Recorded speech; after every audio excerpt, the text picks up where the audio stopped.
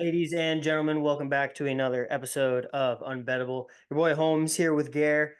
As we said last episode, this is going to be our first of many for a few weeks without Mondo as he's getting ready with his whole move to Fort Lauderdale. So me and Gare are here with a jam-packed episode. A lot of championship talk today, Gare. A lot of baseball talk today. How are we feeling on this Tuesday? I'm exhausted. I went to Miami this weekend and it's a different kind of beast out there, you know. Yeah, man.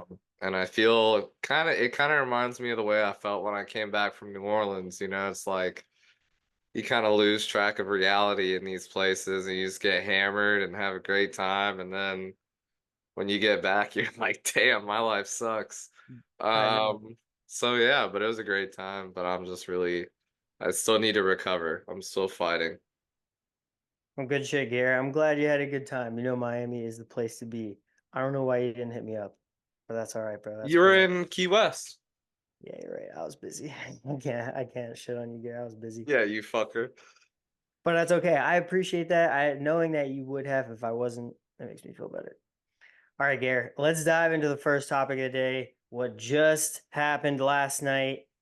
The Panthers. They do not choke. In 7 games, they end up winning the Stanley Cup in a nail biter 2-1 game last night in Sunrise. Dude, this game was crazy the whole way through. I watched this game start to finish. I did not miss an entire second.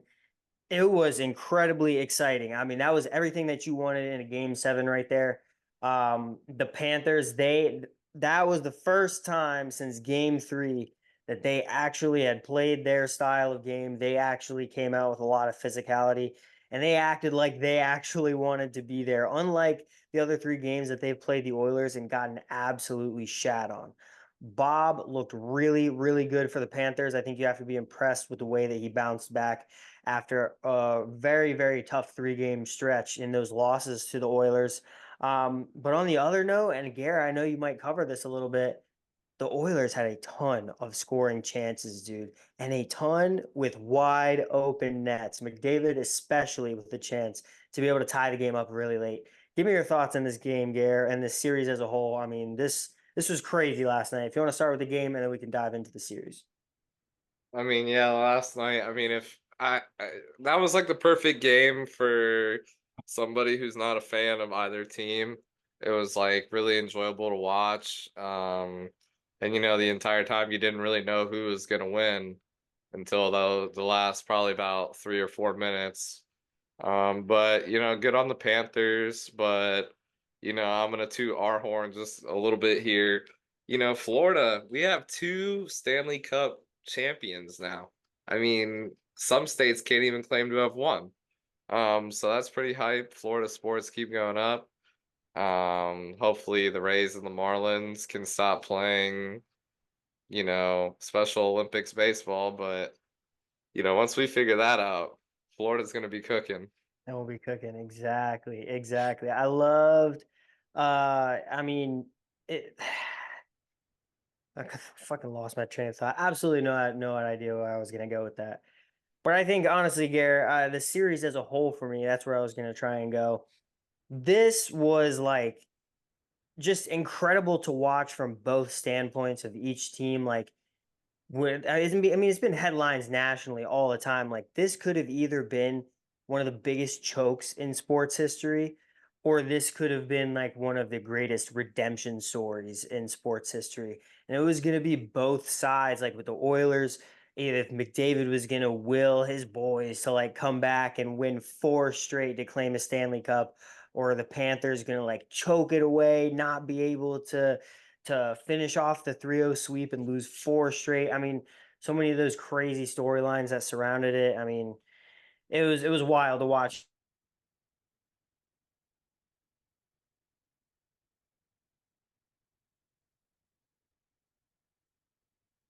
Yeah, but I'll keep talking while Holmes figures out his issue. Like he was saying, really good series to watch. One thing I want to add on is the curse of Corey Perry. If you haven't heard of this, Corey Perry has played for 4 different teams and made it to the Stanley Cup 4 different times. but has lost it also 4 different times with 4 different teams. If I was Edmonton, I'd be getting rid of Corey Perry ASAP, but that could just be a superstition thing, but it seems pretty consistent. Holmes, let's see if you can talk yet. How we feeling, Gary? We There we back? go, there we go. All it takes is a tweak sometimes. Great fact on Corey Perry, dude. I feel so bad for that guy. He keeps making it to Cup finals, but literally cannot seal a deal. And I'm pretty sure at least one of those years was with the Tampa Bay Lightning, if not two. So I feel so bad for that man. He just is getting so close every damn time, but he can't seal a deal. I think I wanted to tack on your point earlier about Tampa and Florida both being cup winners now, and Florida, like, I mean, dude, this is a state of champions right now. I mean, going back to 2020, what now? 3 of the past 4 years, we've had Stanley Cup champions in Florida. It's insane, man. Like, that I, is really, really insane. you think about it though, I think every sports team in Florida has won their sports major championship. Like when did because the Marlins have won the World Series, right? Have they? Yeah, the Marlins won. It's been years and years since they've done it, but I mean, I And remember then Josh Tampa Beckett did was on it. the team when they had the teal colors. I forget which years it was specifically, but I'm pretty sure they have two. I mean, the Rays are the only one, man. The Rays don't have any. Rays, Rays are still fighting for it. Everybody else, I think now, though, like you said, they've gotten there. Have the Jags won a Super Bowl? Oh, dude, hell no, they haven't won a Super Bowl. So those are the two Yeah. stragglers. Yeah, definitely. Yeah, I didn't even think about the Jaguars. I was just thinking about the Bucks and the Dolphins. Yeah, oh no. Hell no, they've never won a Super Bowl. So I mean, I don't know how soon that's really gonna happen. I really do like Trevor Lawrence, but like I mean, no, that's a whole different discussion. We're not even gonna Yeah. get into that right now. All Not right. for you. Yeah, not for you. All right, Gary, let's move on. Let's go to college baseball because there was another championship won last night by a team that has not ever won a championship in their history. Number one seeded Tennessee won kind of by the skin of their teeth last night, 6-5, after Texas A&M was starting to mount a comeback in the seventh and eighth innings, tacking on I think 2 runs in each inning to make it 6-5. But Tennessee, man, they got the bats hot early. They were able to keep it rolling, and at the right times in the later innings, their relief pitching was able to come up really, really big. This was a very fun 3 game series to watch. Texas A&M absolutely rolling at the plate in the first game and able to steal one over Tennessee. But Tennessee, 2 games in a row, they're able to come back, put on a great all-around team performance. And I mean, this has been the best team all year long, man. And they're number one for a reason. This is actually now they have broken the curse. Miami was the last team to win as a number one seed in 1999. No other number one seed has done it since that time, and Tennessee's the first one. So, I mean, you got to give them props. They had a great season, absolutely fantastic on just both sides of the ball, defense, pitching, base running, hitting. I mean, everything came together for them this year, and especially 2 years ago when they were the best team in the nation and absolutely faltered before even getting to the College World Series. This is definitely pretty big for them. Any thoughts that you have on this series, on Tennessee, on Texas A&M, anything that you got, Gare? Honestly, I thought Texas A&M was gonna take it all. But last night, they pretty much got shafted. Towards the end, almost made a comeback, but almost isn't all the way. So it is what it is. But good on Tennessee for getting their first chip. The Texas A&M baddie though that is going viral on Twitter right now. Bang my line, I need you. But yeah, that's all I really got to say about it. Yo, that's wild. That's wild. I wanted to add on another weird thing that I saw today about this. Texas A&M's now former head coach Jim Schlossnagle just got hired to Texas today, within 24 hours, less than of them losing in the national championship. The head coach of the Texas A&M Aggies jumped ship to their bitter rival Longhorns. That is drama like I have never seen. That is so crazy. And there was even a clip I saw on Twitter of him at a press conference right after they lost. And there was a rumor of him being, talked about as the next head coach of Texas. There's some rumors going on about that, and a reporter asked him about it, and he said, "That's selfish of you to ask. I moved here to be the coach of Texas A&M. I left my family to be the coach of Texas A&M. I took the job at Texas A&M so that I didn't have to ever take another job." He said all this shit in an interview. I hope this is not like some AI bullshit that's like catching me right now, but I saw this shit and it looked legit as hell. And he said all of that in a press conference, and then what? 24, not again, less than 24 hours later, dude jump ship. Wow. I mean that's brutal. Cause it's funny that you bring up the AI thing though, because I saw a video of Josh Giddey and they did like an AI dub on him, and that shit was so funny, bro. They were like, "You just lost your greatest defender and gained the best offender," and it was like that line killed me. But that's off topic as fuck. But yeah, like Texas A&M to Texas, that's brutal. It's definitely not a good look on him either. I feel like. I mean, next time they play each other, it's gonna be really bad. Exactly. But I kind of love. I kind of like it. I mean, I like the beef. It's drama, bro. Just add some spice into it. Because, again, like you said, when they face off next year, that shit is going to go crazy, bro. Yeah, Crazy. Especially with them now both being in the SEC. They are going to play each other, if not every year, every other year. yeah. So, Garrett, let's transition into some more baseball, but the big boys into the major leagues. We're into summer, bro. This is going to be the only sport we're going to have to watch it for a while. So we're just going to have to be talking about line, talking about games, how we feel about certain pitching matchups. So we'll go through a few that are later tonight. I mean, we normally record this around 7 o'clock, so we'll try to do some of the later games so we actually have a feel on what these may be with the odds and where they are sitting before they actually start.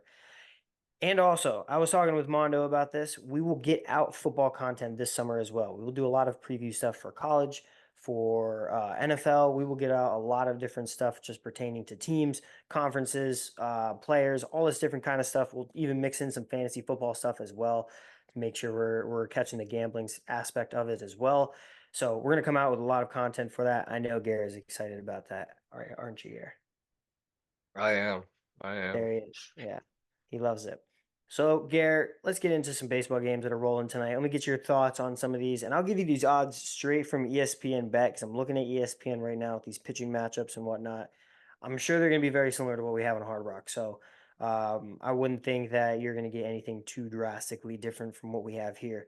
Let's go to the Braves and Cardinals. They are at 745.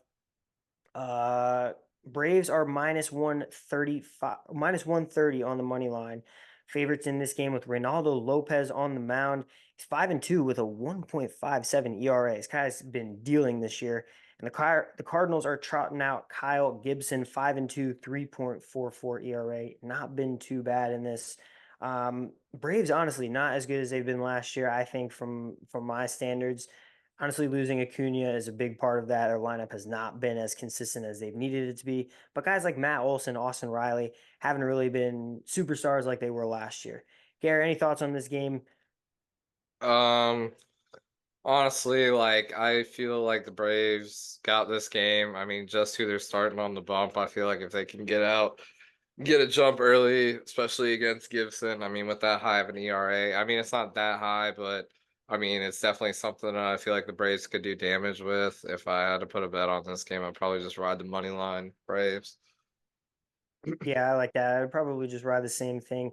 I'd maybe even consider an under. It's minus 120 for the under 8.5 in this game. Just again, with the inconsistency of the Braves lineup, I don't think the Cardinals will really put up too much runs. I could see an under game happening in that one. Let's move to Dodgers White Sox at 810. Dodgers heavy favorites at minus 230, so we can't even really look at that here. But Chris Flexen is on the mound for the White Sox, and I actually took a bet in this game, Gare, so I want to know what you think about it. I took the Dodgers team total over 5.5. Chris Flexen has been garbage this year, dude. ERA 5.03. He is 2-6. In his let me see what we have here. And but yeah, I mean, in most of the outings that he has had this year, I saw some stat earlier that he was giving up anywhere from 6 to 7 runs per outing.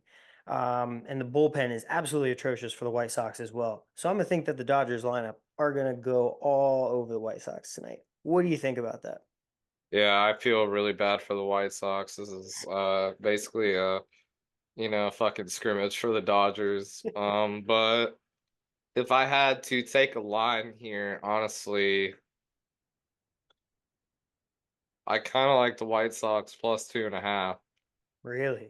Just because Miller with that rough of an ERA, I understand he's only 1-1, but that's it looks a little juicy. Yeah, still working his way back, I think, from injury as well. So maybe they get to him. Maybe he doesn't even go that deep, and maybe the White Sox get to the Dodgers bullpen. But that's an interesting thought there, Garrett. I like that. Let's move on to the Miami boys, one of the worst teams in the league. They are at Kansas City. Royals are minus 195 on the money line, over under at 9.5. Honestly, with Seth Lugo on the mound, he's been 10-2, 2.42 ERA for the Royals. He's been outstanding, and especially at home, really, really well. Yanni Chirinos, former Rays pitcher, going for the Marlins tonight. I am kind of down to fade Yanni Chirinos in this spot. Marlins are bad. I kind of like minus 1.5. Getting the Royals on the run line here for even money against the Marlins, I think that's a pretty good spot with Lugo on the mound and the Royals at home. What say you about this game, Gare? I agree with everything you just said, and I think we should keep it rolling. All right, I love that. I love that. All right, we'll go right to the next game. Rangers Brewers. This one is also at 8:10 in Milwaukee. This game's a pick 'em right now, minus 110 on both sides. If you want to take the Rangers on the run line, minus 1.5 there, plus 145. But they have Andrew Heaney on the bump, 2-8, 4.21 ERA. I hate this dude. Every team that he's been on, he's just been an absolute bum. Guy just throws BP up there. Brewers, and there I have been very, very impressed with their lineup so far this year. Like somebody described it perfectly the other day. I don't know if I heard it on the radio or a podcast. They said the Brewers are the Rays of the National League. Like they just put together a bunch of guys in their lineup and you're like who are these guys? And they're 46 and 33 right now, like running their division. I mean, you have to be really impressed with what they're doing. And it's not like they have studs on the mound. Woodruff, I think, is still injured, and they just lost Burns to the Orioles this year. So they definitely do not have like superstar aces. And this one, dude, I think you gotta ride Brewers on the money line. Like I hate Heaney, I really do, and I don't really give a fuck that the Rangers lineup is starting to heat up. I think the Brewers can hang. I would take the Brewers on the money line here. I would play it a little bit more safe. I would go Brewers plus 1.5 for minus 175. I feel like they could definitely keep it close. But if I had to take another bet for this game, I would bet whatever hitting prop that Wyatt Langford has. He Mhm. has been going absolutely insane. Hit a grand slam the other night, which was electric for Gator fans. I mean, I don't care where he plays, he's still just such a fun player to watch. Especially out of that class, which I feel like has a lot of great players to watch, really. But yeah, I feel like Brewers plus 1.5 is a safe one to take here. Yeah, I love that, and I'm gonna add on to that Wyatt Langford play because I think that was a fantastic take. That guy has been red hot at the plate. He is actually starting to really, really look like the dude he was at Florida, just mashing at the plate, just locked in on everything. His hits over 0.5 for minus 200, so really, really juicy there. But hits, runs, and RBIs over 1.5 for minus 110. Even money on that is actually pretty decent. I kind of like that. I really like Um, that. I mean, with the way he's been playing again, like I think that would be a decent little play there. So I love your thought on Wyatt Langford there, Gare. Let's round it out with one more game tonight. We will go to, I mean, what's the best game here? We got some kind of got some shitters tonight, honestly. We'll go to the Twins and the Diamondbacks. This is probably not going to be the best, but 940 tonight. Twins are minus 130 on the money line. Joe Ryan on the mound, 5-5, 313 ERA. Honestly, the record has not really been indicative of how well he has pitched this year. He's lost some really tough games, been very, very consistent. And Brandon Pfaadt over on the Diamondback side, 4.37 ERA and 3-6. Honestly, had a really rough start to the season. I think he's been improving as he's been going along. If the over under wasn't so low at 7.5, I might consider a play on that. If you want to take the under 7.5, it's even right now. But like, I mean, I love both of these pitchers. Maybe I would either if I could find. I'm gonna look for it right now. So you take over, Garrett. I'm gonna look for the first five total line on this. Yeah, Diamondbacks have been really disappointing this year. In comparison to last year, obviously they're not on the same track that they were. But on the other hand, the Twins, really kind of making a good look on the city of, you know, man, Minnesota. yeah, I don't know why like I heard Milwaukee in my head and I was like, that's just so not right. Oh, we just Um, talked about the Brewers. That's why. yeah, I was whatever. Anyways, yeah, they've been doing pretty good. So I kind of like Twins minus 130. They don't have, a run line, but at least I don't see one. Do you see one, Holmes? Oh, run line, run line, run line. Sorry. Yeah, they have one available. Twins minus 1.5 plus 130. I mean that's not horrible, but with Fott on the mound, I mean, just depends. I haven't even really seen a lot of the Diamondbacks bullpen either. I know Paul Sewald, the closer, has been very good since coming back from injury. Other than that, I don't really know who they have back there. I don't know how talented they are in that back end. But I mean, if you're just looking for like a flyer, maybe Twins minus 1.5 plus 130 could be a little bit of a move. I don't know if you're looking to get plus money on a value play there, but like I was looking at the first 5 innings total runs under 4.5 for minus 140. That's not horrible. It's a little bit juicy, but you can probably lay that, and I like that play. And if you're going to get even a little spicier on it, under 3.5 for plus 120. If you think the lineups are going to be a little bit quiet tonight and the pitchers will go their depth, I mean, I think Joe Ryan will fought maybe could get hit around a little bit because the Twins lineup has been definitely better than it has been last year. So yeah, I guess it's not too bad of a game. A little interesting, I would say tonight, Gary. Sure. All right, well that's all we'll do for today. We'll definitely cover more of the spreads on our next episode when we have a little bit more time. We'll definitely, again, like I said, we'll get a lot more NFL preview and college football preview content coming out as we move into the best season of the year. Gare, you have anything else before we sign off today? Thursday, June 27th at 6 p.m. USA plays Panama. Hammer USA. Panama is dog shit. And you know them boys and the red, white, and blue are gonna get it done. So Hammer USA for that game. Good shit, Gare. Way to leave the boys with a fantastic play of the day.